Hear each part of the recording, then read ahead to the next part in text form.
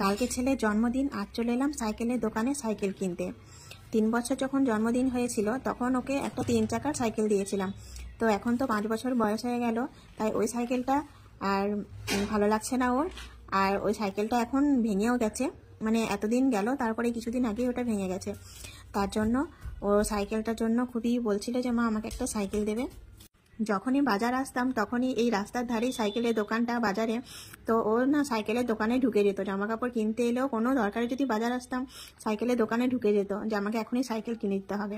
তাই দাদা বললো যে চল তাহলে জন্মদিনে সাইকেলটা আমরাই দিই। তো আমার দুটো দাদা, ছোটদার বড়দা নিয়ে দুজনে টাকা দিয়ে সাইকেলটা ওকে কিনে দিল। তো বন্ধুরা, কেমন হয়েছে সাইকেলটা অবশ্যই জানিও। তবে সাইকেলটা কিন্তু নিয়ে গিয়ে ওকে দেখাবো না, কারণ কালকে হবে এটা সারপ্রাইজ গিফট। মানে আজকে যদি ওকে দেখিয়ে দিই ও আজকেই চালাতে লেগে যাবে, তাই জন্য ওকে আজকে দেখাবো না। ওর হবে কালকে সারপ্রাইজ গিফট। এটা হচ্ছে ওর বড় মামা। তো ছোট মামা আসেনি, ছোট মামা টাকাটা দিয়ে দিয়েছে বড় দাদাকে। তো দাদার আমি চলে এলাম সাইকেলটা কিনতে। ও কোনোদিন ক্যামেরার সামনে আসতে চায় না, তাই লজ্জা করছে, দেখছো। তো বন্ধুরা, সাইকেলটা কেমন হয়েছে অবশ্যই কমেন্টে জানিও। আর বন্ধুরা, তোমরা একটু আশীর্বাদ করবে আমার ছেলে যেন একটা প্রকৃত মানুষের মতো মানুষ হয়।